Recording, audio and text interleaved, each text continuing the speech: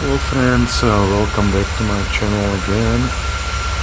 Today we are currently about the Wien airport for runway 29er, and this video is mainly for those of you who are flight simmers, because professional pilots know what I will be talking about. We will be talking a little bit what is the fail passive system versus fail operational system on Boeing 737, but in order to jump to this topic, we have to go a little bit to the history. In case of, for example, Airbus airplanes, the fail operational system, it's not the option, it's standard basic equipment. On Boeing 737 it's a little bit different situation. In Boeing, standard equipment is fail passive system, and fail operational system is just for the rich airlines or airlines which are flying to geographically areas where this kind of meteorological procedures which required fail operational systems are still presented. But anyway, if you are flying along the Europe, because this channel is about flying in Europe and EASA operational procedures and so on and so on. So in this case, the fail passive system is it's enough, okay. Because it's cost a lot of the money, and to be honest, for most of the pilots, you hardly can low visibility procedures which falls down to use the fail operational system happens. For me, I have all my career the low visibility operations, but not for fail operation, but for fail passive system, maybe 1 or 2 times per year. Sometimes it was the year that basically there was nothing, okay. So first of all, we have to divide because fail operational and fail passive system requires the category 2, 3A and B approaches, okay. If you have fail passive systems, you can use Cat 2 and Cat 3A with the decision height of 50 feet and RVR 200. If you have multiply RVR, so you have to have 200, 150 and 75 meters on the end zone. And if you have fail operational system, it applies to for all about which I mentioned, but it is mainly for Cat 3B, which you have no decision height and RVR can fall down up to 75 meters. So this is the theory, and as you can see on the map here, Cat 3B you have no decision height and RVR is 75 meters, okay. If you can see Cat 3A, it's 50 feet decision height and RVR 200.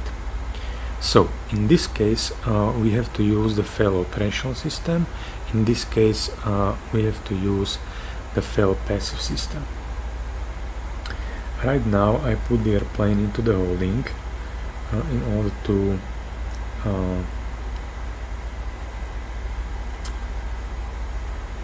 explain you some few facts. Okay, so what is the difference between these systems? The fail passive system is the system which have no redundancy. That means that if something happens, some failure happens, and this failure has the nature that you cannot perform the autoland, you have to perform either go around or revert to Cat 1 minima and hopefully see the runway. But this is a very simple explanation. The fail operational system has redundancy. That means that if critical system fails, the airplane is still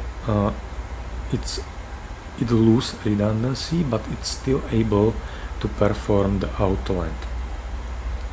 So this is the main, let's say, differences between these two systems.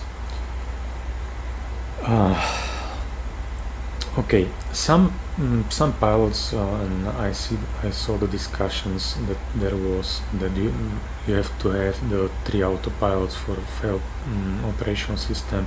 It's not true. Okay, it's the stupid questions. Okay. Regarding from the technical point of view, there are the modifications which are made to the 737, and this modification it's related to some electronic systems, some modifications in upper and lower DU, and you have to have MCP Collins panel, and it is called enhanced MCP Collins panel because it has the feature which allows you to perform the autoland with loss of redundancy, and you have to have the servo motor on rudder trim, because if you lose the engines, the airplane will can properly configure the airplane, and anyway you have to use the flap 30 for the autoland if you plan to do the to make a fail operation procedure. How you can find it here? Okay, you can find it with the easiest way, and if you can see right now aircraft equipment, as you can see we have Honeywell. That's quite okay, and you can see we have failed passive system. So if I press this button and choose the fail operational system, as you can see it automatically reverts to Collins MCP. Okay, this is quite good modeled, it's okay. And another feature is this clear button. This button only you can check it while roll out from the runway. What was the nature of the problem in case you lose your redundancy. Now, what you have to know, you have to know your FMA. Okay, what are the FMA indications? If you are performing standard ILS CAT 1 approach, you have a single channel glide slope captured and Warlock. If you are performing the fail passive system, so CAT 3A approach, you have command and flare armed. If you are performing the fail operational system, you should have land 3 rollout, because airplane after touchdown has autopilot engaged and is keeping the center line, and you have flare armed here. And now we are going to one thing which I would like to point out, and this is the alert height. On Airbus, the alert height, it's approximately 100 feet array. So and in Boeing it's 200 feet array. What does it mean?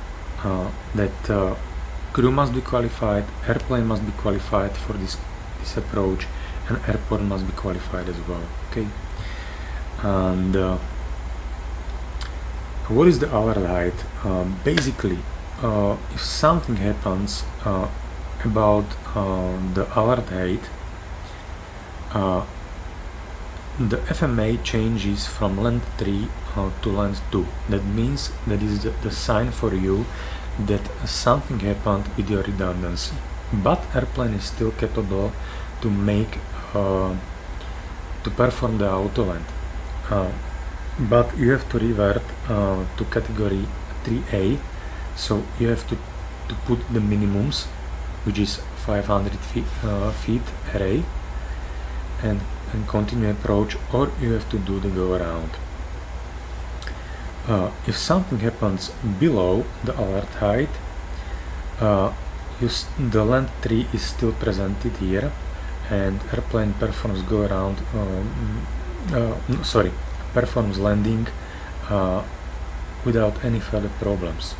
But it may happen the situation that you can see the no autoland. And what does it mean? No autoland means that you completely lose your autoland capability and you have to perform the go around because you have the serious troubles.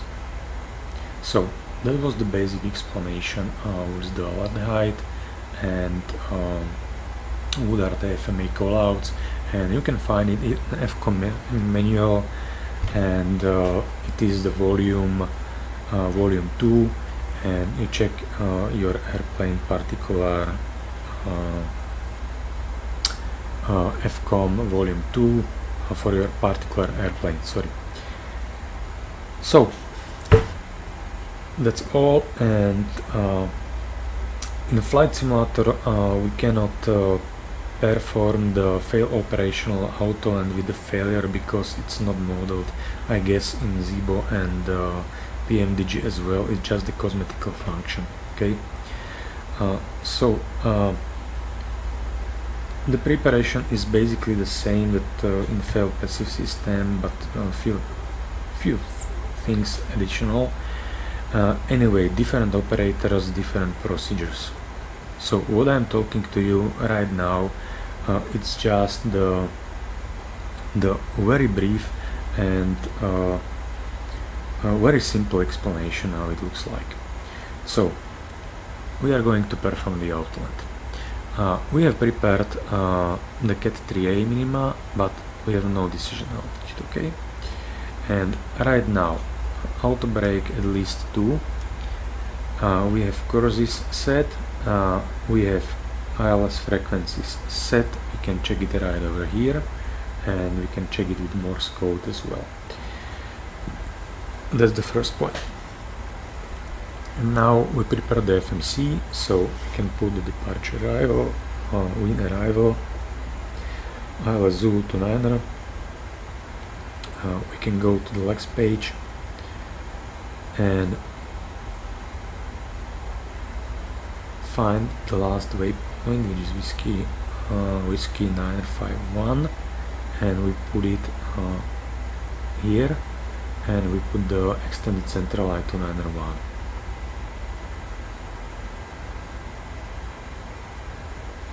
It's perfect. Put airplane into the heading select, and now we can descend, for example, 3000 feet with the vertical speed, and we have to use the flaps 30, so 151,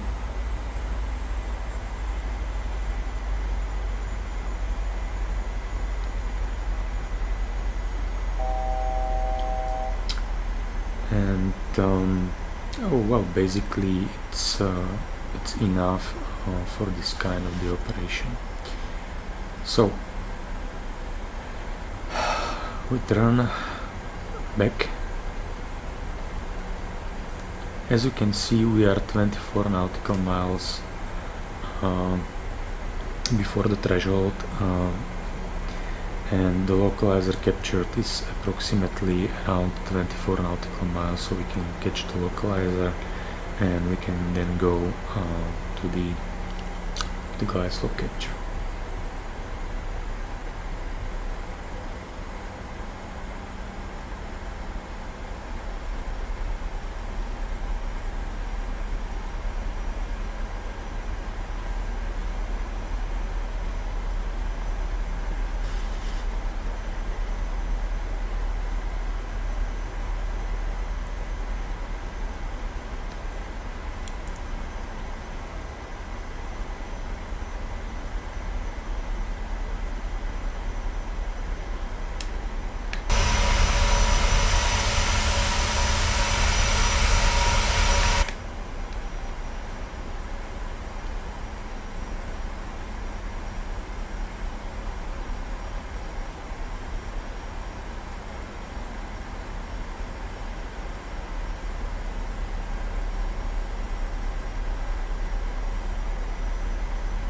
So I hope so far it was clear enough, and you know what is the difference. 2500.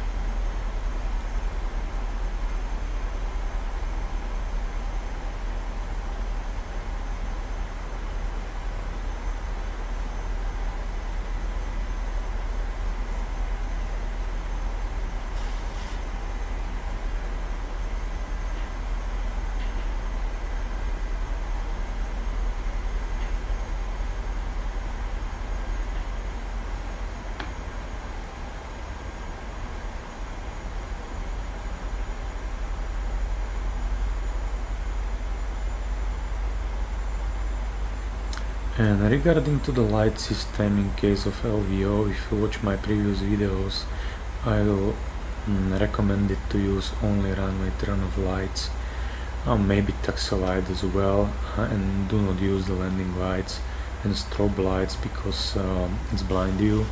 And landing lights, imagine that you are driving the car and in the fog, and you use the high intensity lights.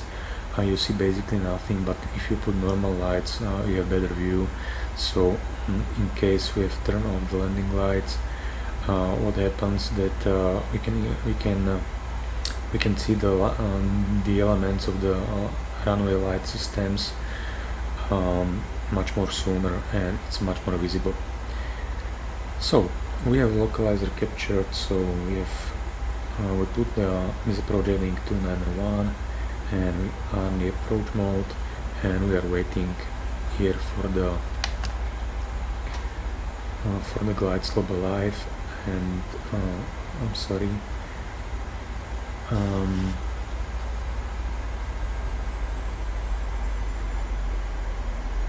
have to start the decelerate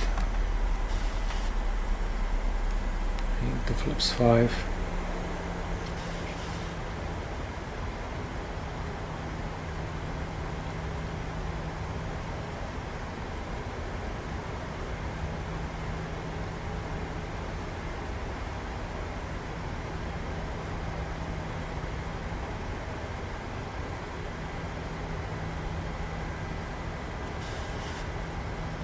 In this kind of approach, do not hurry up, and try to not make the continuous descent technique in order to be stabilized as soon as possible, because there are a lot of things and a lot of the failures which allows to do, for example, fail passive operational systems, and there are too many things which doesn't allow it, and you have to know the table which failure of the airport equipment allows you to do this approach, and which no.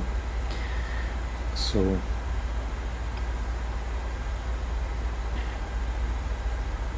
okay, we are approximately 10 nautical miles in front of the airport.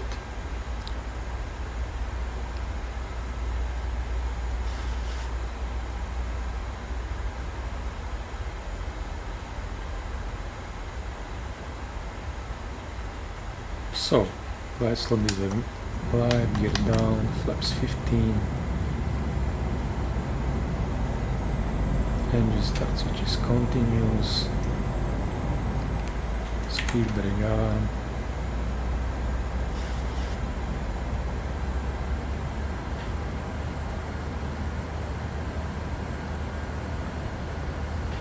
We have the maze approach altitude approximately 5,000 feet. So flaps 30 and speed was 151. Okay.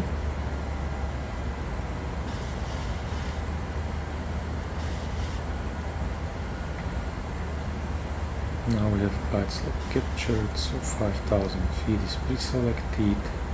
That's perfect. So this is the conditions for standard FMA Cat 1 approach. Okay, so I'll put the second autopilot engaged, and as I said before, if you lose redundancy, above alert height, which is 200 feet array, you have a land 2 indication. If you lose the redundancy below alert height, the land 3 is still presented. If there is the failure, if there is the nature of the failure that airplane cannot handle with any autoland situation, you have no autoland indication. Okay.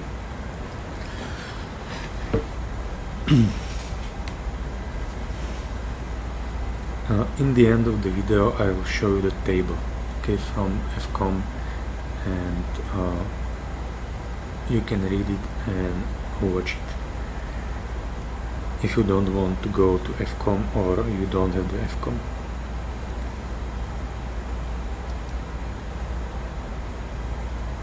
So now you can see we have land 3, we have rollout and flare. It always happens approximately, it should be presented up to 800 feet, okay?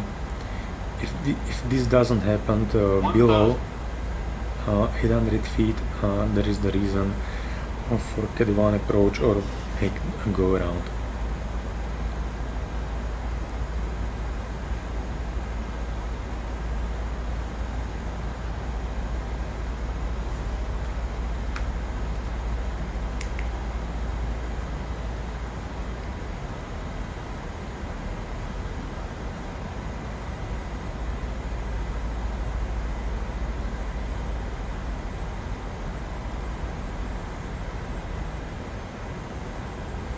And as I said before, different company, different procedures, but the logic is that the pilot monitoring should be first officer to check the instruments and FMA indications if something goes wrong, and as well engine parameters, and the captain should be the pilot flying because he's pilot flying always on the ground, so it doesn't make sense to be pilot flying in the air, and once the airplane touch the ground, they revert the responsibilities. Okay, so doesn't make sense. So 100. now you can see at 500 feet we have flare arm, active, 10. and we have arm auto throttle disengaged, but as you can see the autopilot is keeping the central line because we have rollout mode. That's absolutely perfect. And always remember one thing, disengage the autopilot when you feel enough that you can handle the airplane with keeping the central line. Start the manual braking, and as you can see you have to follow the green lights, okay, and you taxi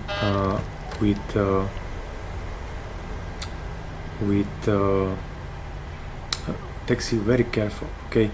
This is the discrepancy within the scenery, it should be the green lights as well here, okay.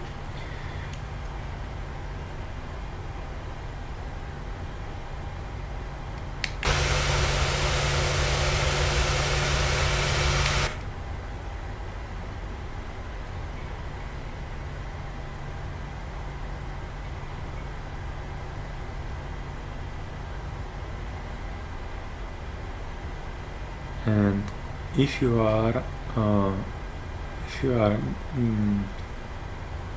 beyond this point, which is cut 3 to holding point, then you can tell to the ATC that the runway is vacated, okay.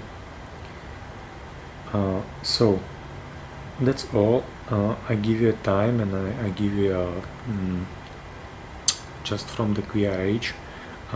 And now you can see, you can check what is line 3, line 2 indication, and so on.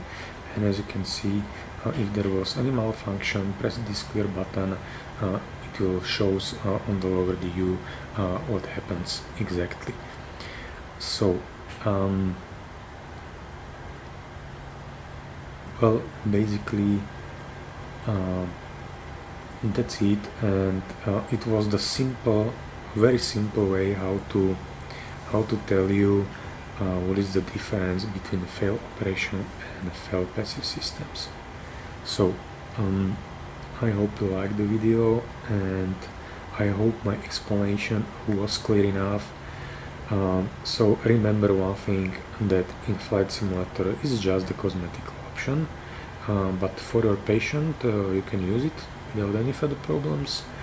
And in real life you have to perform the special flight training for this approach on flight simulators. So and as well the theory you have to have incorporated in your standard operational procedures, and it should be approved by your civil aviation authority. But this is real life, and in flight simulator we don't need it. Okay, so enjoy your flights, and remember one last thing, and just keep in mind when you are flying how many times per year you have low visibility procedures which fulfill the requirements for fail operational systems to be on board, so 75 meters of RVR. Okay, and I will guarantee to you that it's nearly impossible. So that's why it is on Boeing 737 just an option. Okay, so have a great day, enjoy your landings, enjoy your flights, and see you on next stream soon. Okay, so bye bye.